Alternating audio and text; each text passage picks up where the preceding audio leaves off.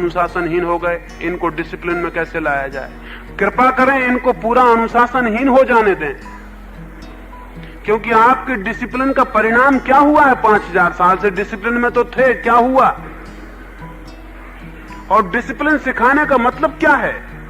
Discipline सिखाने का मतलब है कि हम जो कहें उसको ठीक मानो, हम ऊपर बैठे तुम नीचे बैठो, हम जब निकले तो दोनों हाथ जोड़कर प्रणाम करो, या और ज्यादा डिसिप्लिन हो तो पैर छुओ, और हम जो कहें उस पर शक मत करो। हम जिधर कहें उधर जाओ, हम बैठे तो कहो बैठो, हम कहें तो उठो तो उठो। ये डिसिप्लिन। डिसिप्लिन के नाम पर आदमी को मारने की करतूतें हैं। उसके भीतर कोई चैतन्य न रह जाए, उसके भीतर कोई होश न रह जाए, उसके भीतर कोई विवेक और विचार न रह जाए। मिलिट्री में क्या करते हैं? एक आदमी को 3-4 साल तक कवायद करवाते हैं, लेफ्ट टर्न, राइट टर्न। कितनी बेवकूफी की बात है। एक आदमी से कहो कि बाएं घूमो, दाएं घूमो, घुमाते रहो 3-4 साल तक, उसको बुद्धि नष्ट हो जाएगी। जब बुद्धि नष्ट हो जाएगी, एक आदमी को बाएं दाएं घुमाओगे, क्या होगा? कितनी देर तक उसकी बुद्धि स्थिर रहेगी? उससे कहो बैठो, उससे कहो खड़े हो, उससे कहो दौड़ो, और जरा इंकार करे तो मारो। 3-4 वर्ष में उसकी बुद्धि क्षीण हो जाएगी, उसकी मनुष्यता मर जाएगी। फिर उससे कहो राइट टर्न तो वो मशीन की तरह घूमता है, फिर उससे कहो बंदूक चलाओ तो मशीन की तरह बंदूक चलाता है। आदमी को मारो तो वो आदमी को मारता है। वो मशीन हो गया, वो आदमी नहीं रहा। ये डिसिप्लिन है। ये डिसिप्लिन हम चाहते हैं कि बच्चों में भी हो, बच्चों में भी मिलिटराइजेशन हो, उनको भी एनसीसी सिखाओ, मार डालो दुनिया को। एनसीसी सिखाओ, सैनिक शिक्षा दो, बंदूक पकड़ाओ, लेफ्ट राइट टर्न करवाओ, मारो दुनिया को। 5000 साल में आदमी को मैं नहीं समझता कोई समझ भी आई हो कि चीजों के क्या मतलब है। डिसिप्लिन आदमी डेड होता है। जितना अनुशासित आदमी होगा उतना मुर्दा होगा। तो क्या मैं ये कह रहा हूं कि लड़कों को कहो कि विद्रोह करो, भागो, दौड़ो, कूदो, क्लास में पढ़ने मत दो? ये नहीं कह रहा हूं। ये कह रहा हूं कि आप प्रेम करो बच्चों को, बच्चों के हित भविष्य की मंगल कामना करो। उस प्रेम और मंगल कामना से एक डिसिप्लिन आनी शुरू होती है, जो थोपी हुई नहीं है, जो बच्चे के विवेक से पैदा होती है। एक बच्चे को प्रेम करो और देखो कि वो प्रेम उसमें एक अनुशासन लाता है। वो अनुशासन लेफ्ट राइट टर्न करने वाला अनुशासन नहीं है, वो उसकी आत्मा से जगता है, प्रेम की ध्वनि से जगता है। थोपा नहीं जाता, उसके भीतर से आता है। उसके विवेक को जगाओ, उसके विचार को जगाओ, उसको बुद्धिहीन मत बनाओ। उससे ये मत कहो कि हम जो कहते हैं वही सत्य है। सत्य का पता है आपको, लेकिन दंभ कहता है कि मैं जो कहता हूं वही सत्य है। इससे कोई फर्क नहीं पड़ता है कि आप 30 साल पहले हो गए, वो 30 साल पीछे हो गया, तो आप सत्य के जानकार हो गए, वो सत्य का जानकार नहीं रहा। जितने अज्ञान में आप हो, उससे शायद हो सकता है वो कम अज्ञान में हो, क्योंकि अभी वो कुछ भी नहीं जानता, और आप न मालूम कौन कौन सी ना समझे, न मालूम क्या क्या नॉनसेंस जानते होंगे। लेकिन आप ज्ञानी हैं, क्योंकि आपकी 30 साल उम्र ज्यादा है, क्योंकि आप ज्ञानी हैं, आपके हाथ में डंडा है, इसलिए आप उसको डिसिप्लिन करना चाहते हैं। नहीं, डिसिप्लिन कोई किसी को नहीं करना चाहिए, न कोई किसी को करे तो दुनिया बेहतर हो सकती है। प्रेम करें, प्रेम आपका हक है।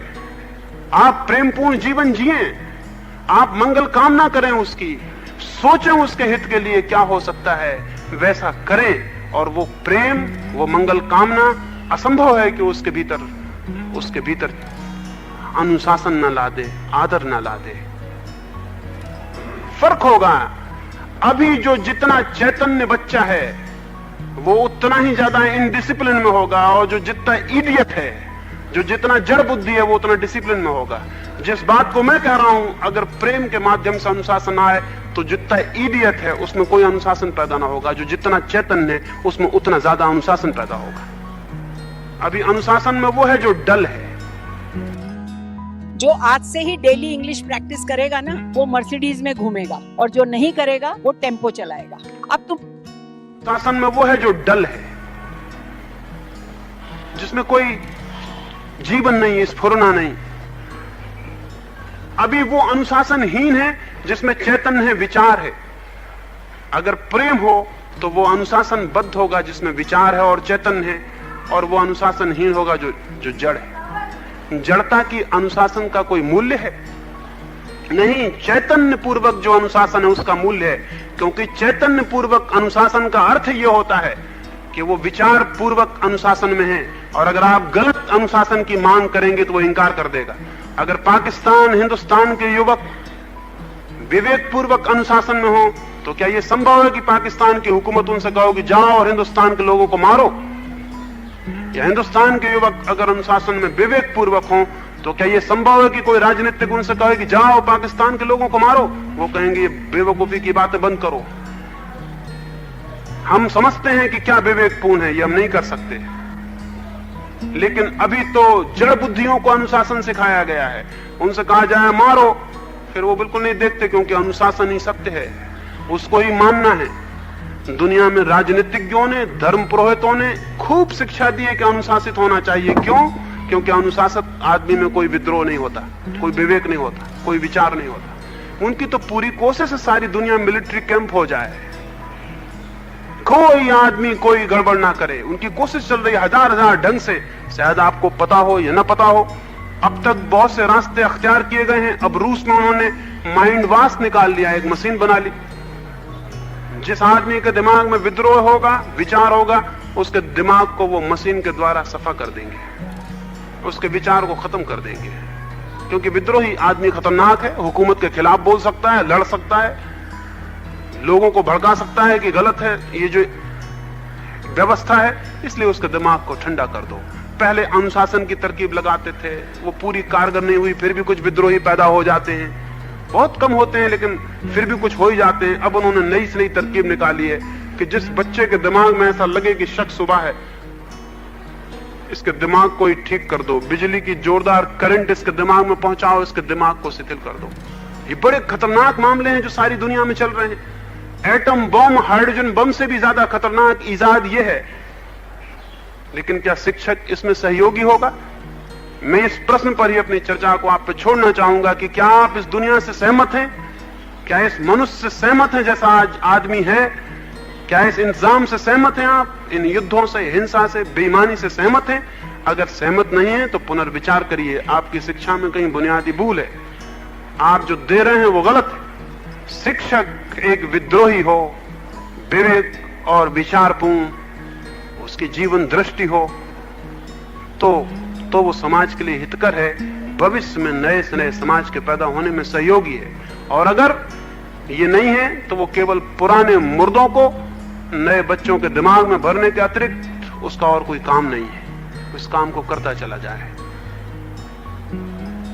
एक क्रांति होनी चाहिए, एक बड़ी क्रांति होनी चाहिए कि शिक्षा का आमूल ढांचा तोड़ दिया जाए और एक नया ढांचा पैदा किया जाए, और उस नए ढांचे के मूल्य अलग हों, सफलता उसका मूल्य ना हो, महत्वाकांक्षा उसका मूल्य ना हो, आगे और पीछे होना, सम्मान अपमान की बातें ना हो, एक व्यक्ति से दूसरे व्यक्ति की कोई तुलना ना हो, प्रेम हो, प्रेम से बच्चों के विकास की चेष्टा हो, तो एक नई, बिल्कुल एक अद्भुत सुवास से भरी हुई दुनिया पैदा की जा सकती है। ये थोड़ी सी बातें मैंने आपसे कही, इस ख्याल से कही कि कोई नींद में हो तो थोड़ा बहुत तो जागे, लेकिन कई की नींद इतनी गहरी होती है कि वो सिर्फ यही समझ रहे होंगे कि क्या गड़बड़ चल रहा है, नींद सब खराब किए दे रहे हैं। लेकिन अगर थोड़ा बहुत भी जागे, थोड़ा बहुत आंख खोल के देखें, तो जो मैंने कहा है शायद उसमें से कोई बात उपयोगी लगे, ठीक लगे। ये मैं नहीं कहता हूं कि मैंने जो कहा है वो सच है और ठीक है, क्योंकि ये तो पुराना शिक्षक कहता था, ये तो आप कहते हैं। मैं तो ये कह रहा हूं कि मैंने अपनी दृष्टि आपको बताई, वो बिल्कुल ही गलत हो सकती है, हो सकता है उसमें कण मात्र भी सत्य ना हो। इसलिए मैं ये नहीं कहता कि मैंने जो कहा उसको आप विश्वास कर लें, मैं कहता हूं उस पर विचार करना, थोड़ा सा विचार करना, और अगर कुछ उसमें से ठीक लगे तो वो मेरी बात नहीं होगी, वो आपका अपना विचार होगा। उस कारण आप मेरे अनुयायी नहीं बन जाएंगे, उस कारण आपने मेरी बात स्वीकार की ऐसा समझने की कोई जरूरत नहीं, क्योंकि वो आपने अपने विवेक से जानी और पहचानी, वो आपकी बन गई है। ये थोड़ी सी बातें कही ताकि आप कुछ विचार करें।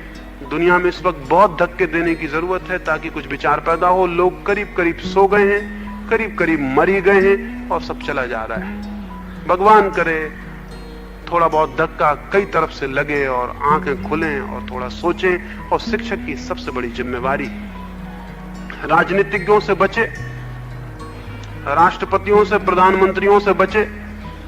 इन्हीं नासमझों की वजह से तो दुनिया में परेशानी है सारी। इसी पॉलिटिशियन की वजह से तो सारा उपद्रव है। इनसे बचे और बच्चों में पॉलिटिशियंस पैदा ना होने दे। लेकिन वो पैदा कर रहा है एम्बिशन, नंबर 1 आओ। तो नंबर 1 आओ तो फिर आगे क्या होगा? फिर आगे कहां जाएंगे? फिर नंबर 1 तो केवल पॉलिटिक्स में ही आ सकते हैं, और तो कोई आता नहीं। और किसी के अखबार में फोटो नहीं छपती, नाम नहीं छपता, फिर तो वहीं आ सकते हैं, तो फिर वो वहीं जाएगा।